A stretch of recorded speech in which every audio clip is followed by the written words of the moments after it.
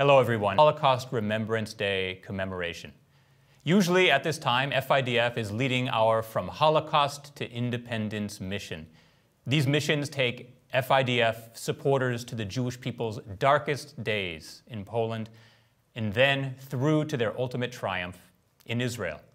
This mission to Poland and Israel brings together FIDF supporters, Holocaust survivors, and an incredible delegation of IDF officers and commanders. Today, as a united community, we remember and honor the 6 million Jews, among them 1.5 million children murdered by the Nazis and their collaborators. We also remember and honor the righteous among the nations who risked their own lives to save their Jewish neighbors. We must remember that the Holocaust is not just a memory. It is a living guide to all of us and the future of Israel. Even though Auschwitz stands empty today and we cannot gather there together to honor those who perished, we can still be part of this experience, one community, remembering. This time of year, every year, Jews from around the world travel to Poland, and more specifically Auschwitz, as today's Jewish response to the Holocaust. For decades, Jews from around the world, survivors, and delegations of IDF soldiers came here to bear witness and to send a clear message. For the last 7 years, FIDF's mission to Poland has brought together a delegation of our community with an IDF delegation of officers and commanders for one shared experience. We all stood together, one people, remembering where millions were murdered for simply being Jewish. Since COVID-19 broke out, Auschwitz is abandoned and completely empty. On this Yom HaShoah, there are no visitors coming to pay tribute and make a statement of life in the Valley of Death. But we remember. We remember the atrocities. We remember the children. We remember the mothers. We remember the fathers. We remember the families. We remember each and every one. We were there to honor their memories and build a better future for the Jewish people. We remember. And so we laid wreaths on the mass graves of thousands of children. We remember. And so we came to march tall and proud into the Auschwitz-Birkenau camps, waving the Israeli flag as a statement of Am Yisrael Chai. We remember. And so we listened to the first-hand testimonies of Auschwitz survivors. It's a victory for me to be here. Never expected those days that I'd be able to survive. We're having a homeland and going back here, coming back here as a free person with the Israeli army. That's to me is a victory. We remember. And so we honored the dead together. And we remember the preciousness of life, Jewish life. We remember, and we will never forget. We remember, and we will be back there again next year. We are here, and we will stand tall and proud in Auschwitz again. We will not let anything break the chain of memory and tribute. Most importantly, we will not let anything break the chain of Jewish life. Join us on FIDF's From Holocaust to Independence mission in 2022, so we will always remember and never forget.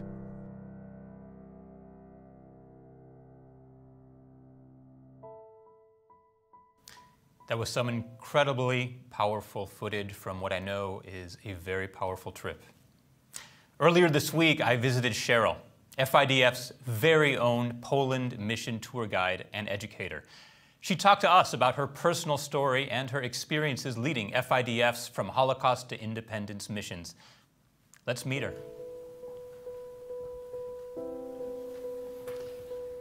Well, Cheryl, hello. Hi, Joel. Thank you so much for welcoming us into your home. I've heard a lot about you, I must say, and I'm looking forward to hearing everything that you're going to share with us today. Well, I'm glad you came. Just want to review your story a little bit. You grew up in Brooklyn, made Aliyah at the age of 26, worked in law in the US, and then here. But then you chose to dedicate your life to preserving the legacy of the Holocaust. So just tell me about how that decision was made and what was that about? You know, it's one of those things that I really can't explain. It wasn't, I mean, it was a rational decision, but it wasn't a rational decision. It was kind of more of a passion, and I just followed my heart. My mom is a survivor, and growing up, not really hearing her story because she didn't speak about it, really. I heard most of it from my aunt, but you know, having the knowledge that I was from there and that something big happened and it's a part of my history, if it speaks to you, then it doesn't just speak to you, it swallows you up. And that's what happened with me. So I understand there's one story in particular that's always been very meaningful to you. Would you mind sharing it? Everybody has their favorite Righteous Among the Nations story. There's Oskar Schindler, who's probably the most widely known, and of course there are the people who helped Anne Frank. My favorite story is a story of a poor farmer who was named Stanislav Grocholski, who helped these two families in the middle of a Polish winter. He took them into his attic. They started off as 11 people. There were 7 children, 7 small children, and 2 sets of parents. And this was a big risk for him because 7 children, you know, you have a baby in your attic, the baby cries. If it's hungry, that gives you away, and that's the end of the story. Because anyone in Poland who was found helping Jews or hiding Jews or speaking to Jews, whatever it is, that's it. You know, no questions asked. They were murdered. He not only took those 11 Jews up into his attic, the 7 children and the 2 sets of parents, he also found 4 of their brothers wandering around in the fields, and he took them up to the attic also. He fed them for 2 years. For 2 years he brought up pails of food and brought down pails of waste. His wife had at least 1 miscarriage because of all the stress. And after the 2 years that they spent up there, he basically said to them, okay, don't tell anybody about this because if my neighbors knew, they would kill me. Right. There was a lot of anti-Semitism in Poland at the time. And those 2 sets of, you know, the 2 major families went to the United States, and he was made, after their efforts, he was made Righteous Among the Nations in 2012. And I went to the ceremony, which was held in Poland. It was beautiful, and the reason why this is my favorite Righteous Among the Nations story is because my mother was one of those 7 children. Wow. Your mother was in the attic? Yes, she was. From the age of 6 to the age of 8. And she never talks about it. I was going to ask if she had any memories or spoke to you. She never talks about it. I'm sure she does have memories, but she never talks about it. And I can't ask her because whenever I ask her, she cries. And I can't do that to my mother. I want to hear more moments from these FIDF missions that you've gone on. It seems to me it's an incredible visit. You're not just going to Poland, but you're going with a community. So tell me more about that. No, there's nothing like them. Because it's just beautiful, and it's a very intense, it's a short trip. We hit the highlights. It's very emotional, and every time you sing the Hatikva, the Americans and the soldiers together, it just seems like it's getting louder and louder and stronger and prouder, and you know, it's stirring. It does something to your heart. You can't remain indifferent to it at all. You stand there and there's no other experience like it. Watching the soldiers walk in to Birkenau, the Israeli soldiers in uniform, together, usually together with a survivor, because the survivor walks in with them in the front row, and you see the flag and the uniforms, and against that gate that was so sinister and so, you know, where so many millions of people were murdered, and it's just an experience. There's nothing that compares with it. Well, we just got word that the trip is now scheduled for spring of 2022. Yay! Just a year from now. That's it's going to be back on. Great. I assume you'll be I certainly there. hope so. What do you want to say to people who might be thinking about going on this trip? Why should they go? First of all, I would say to them, go. because there's nothing like it, because it's an experience that you will talk about for the rest of your life.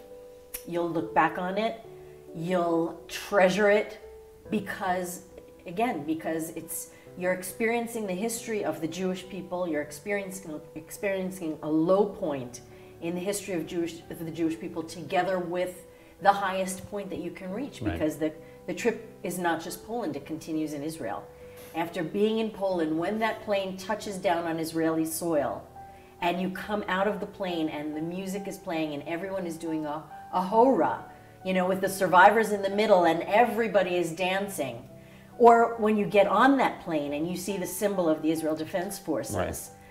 Or when you're on the plane, and we've had bar mitzvahs on the plane, and we've had services, and the pilot gets on the loudspeaker and he says, "We're going to take you home." What more could you want? So it's the trip of a lifetime, really. Cheryl, thank you so much for taking some time to be with us. I know it wasn't always easy to talk about, but I'm really moved by your story, and I appreciate you giving us some insight. It was my pleasure to have you.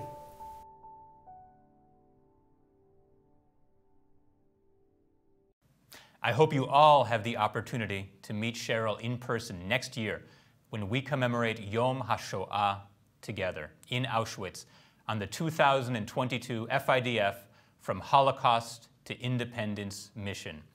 I went on a trip to Poland myself, and I can tell you it was one of the most meaningful experiences of my life. To visit Auschwitz and stand in the place where the atrocities actually happened was hard to process, and I still haven't fully processed it now, but it is something I will take with me forever. Each year on Yom HaShoah, we turn to the increasingly small group of survivors to hear their stories. These are stories of survival, tragedy, perseverance, and triumph, and we remember the millions whose lives were cut short so abruptly and so prematurely. Most importantly, we keep the memory going so that future generations grow up hearing the same stories we did. We need to make sure the Holocaust is never forgotten and never repeated. Chaim Noy is a 92-year-old Holocaust survivor from Czechoslovakia. He miraculously survived 4 Nazi selections and lived to share his incredible story. Take a look.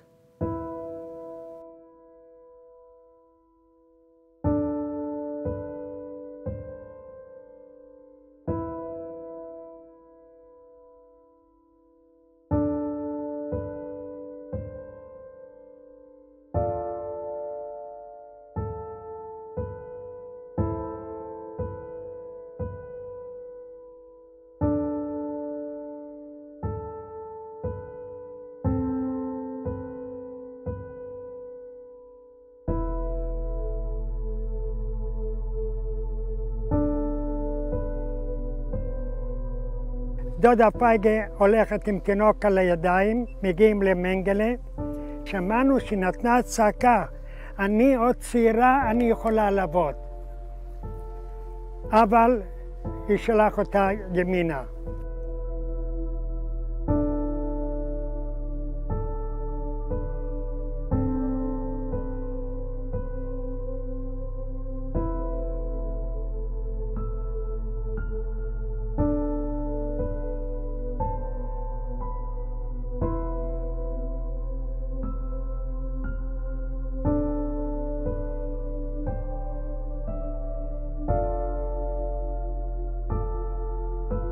חיים הקטן הזה שהגיע לבירקנו ושרצו לרצוח אותו, באותו שער אני נכנס עם חיילי צה"ל לצעדה.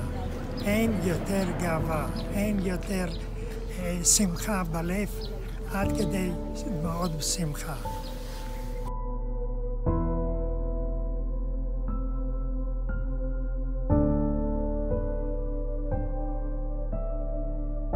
לא להתייאש, יש מחר, ואת המחר הזה תמיד יותר טוב מאשר היום הזה.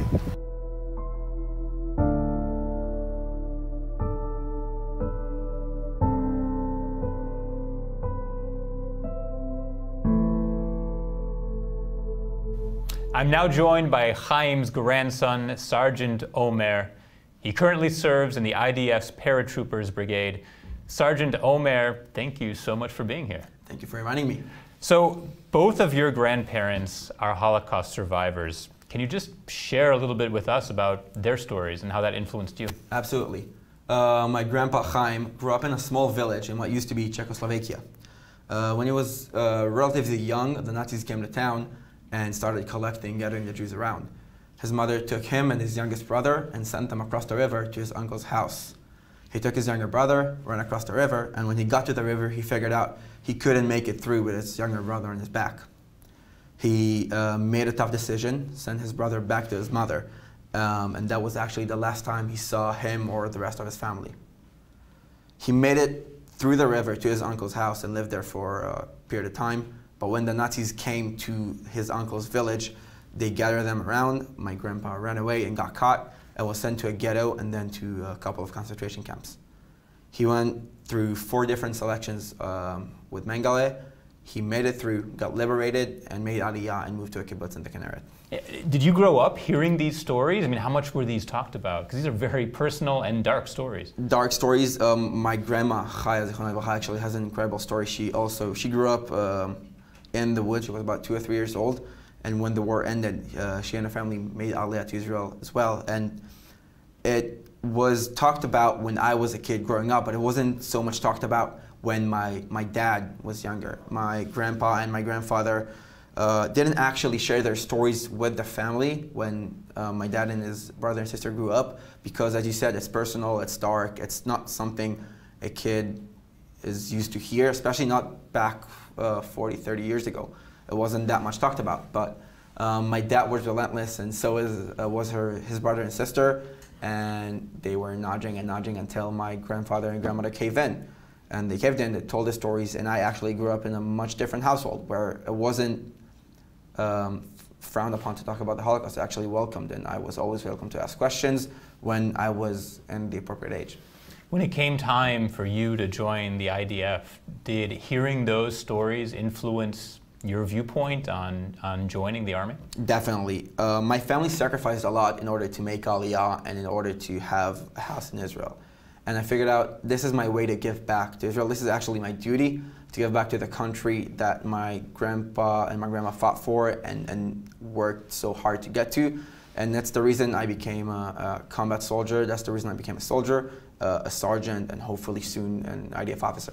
And how does it feel now, being in Madim, in uniform, but also knowing that you're the grandson of 2 Holocaust survivors? It's such an incredible family. It's humbling. My grandpa used to say, still does, that we are his victory over the Nazis, over World War II, over what he had to come through to get to where he is today. I'm actually the 7th grandson who has done the IDF service. It's an honor to wear this uniform to serve this country and the IDF, and it's an honor to respect him and my grandmother. It's really incredible. Well, I want to ask, what's it like for him after all that he's been through to see now his 7th grandchild in an IDF uniform? I know that he's proud of us. He tells us all the time that he's proud of us, that he's proud to see us in uniform, he's proud to see us serve, he adores us. I know he's excited about me being a soldier. He was excited about me finishing sergeant school, and he's excited about me going to officer school. Well, he's now with us right now. We are going to be joined by Chaim. We were hoping in person, but because of the pandemic, we want to keep him as safe as possible. So we've got him by Zoom. Say hello to your grandfather. Hey, Saba. כן. מה שלומך? תודה רבה. יפה לראות אותך עם המדים בחייל. Chaim, I'm honored to have you with us today, and thank you so much for sharing your story of sacrifice, perseverance, and triumph with everyone who is watching. What would you like to tell your grandson? Omer, I am so proud to see my grandson, Omer. אני גאה בך. טוב. Thank you, Chaim, and thank you, Sgt Omar, for giving us some time today. It was wonderful to speak with you both. Moments like these are what we have to hold on to and what make this show so special. Toda rabah. Toda rabah. I now welcome Corporal Adele from the IDF Ensemble to sing A Walk to Caesarea, commonly referred to as Eli, Eli, written by Hannah Senesh. Hannah Senesh left her home in Budapest in 1939 and volunteered in the British Army as a paratrooper. In June 1944, in the midst of mass deportations of Hungarian Jews to Auschwitz, Hannah was captured on the border of Hungary, where she was tortured and put on trial. By November, she was set to be executed by firing squad. She was only 23 years of age.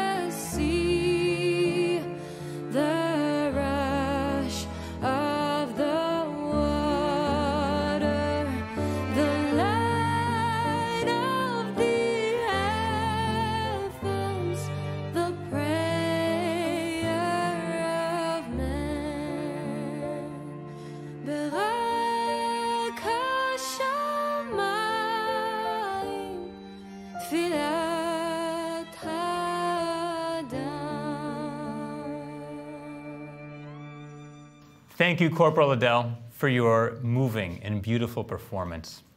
Today, anti-Semitism continues to escalate around the globe. Because of that, many IDF lone soldiers have decided to join the IDF. They're willing to put their life on the line to protect the state of Israel and the Jewish people. I'm now joined by Sgt Sergio. He's a lone soldier from Madrid, Spain, who currently serves in the Golani Brigade. Sgt Sergio was devastated by his personal experience with anti-Semitism in Spain.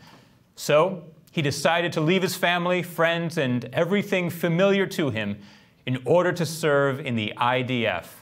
Sergio, welcome. First of all, I want to thank you for being here. I know that you are a commander for basic training, and just yesterday you got a new platoon of soldiers. So first, Mazel Tov, congratulations, and second, thanks for joining us.